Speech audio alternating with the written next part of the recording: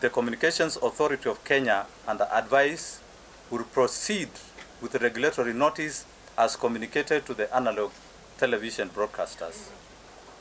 No broadcasting license of any analog broadcasting service provider shall be cancelled by the Communications Authority of Kenya. The analog television broadcasters' signal switched off in Nairobi will be availed on digital platform, and viewers will be able to continue watching their favorite programs.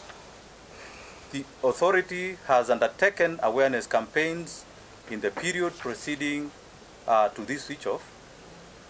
The intensity of the awareness on digital migration has been a surge in the number of people purchasing authorized set-top boxes from vendors in Nairobi.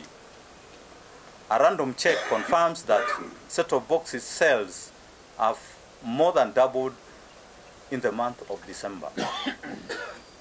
This is a good measure of confidence that consumers have in digital migration process, and equally a sign of preparedness of the market to handle the demand.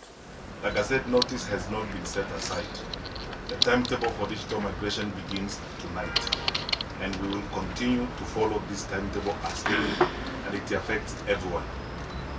Thank you. The government is very keen to obey court orders whenever they are granted. And in this instance, it is no different. The government is keen to obey any court orders that have been granted in respect of the digital migration.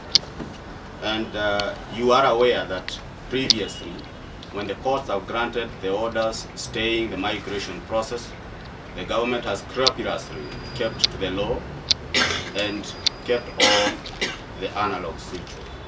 Now what you have here is an order that has come from the Supreme Court, whose interpretation is the subject of discussion and consultation between the various departments and the ministry who are charged with the communication sector. And as you have heard Mr. Wambua say, under prayer number 2, which has been the subject of our discussion, the order that was granted is in respect of the licenses that are possessed by the first, second, and third respondents. It is very clear, and it should be very clear, even at the current instance, that the advice that has been extended to the ministry and to the CAK by the Office of the Attorney General is this: no licenses will be cancelled.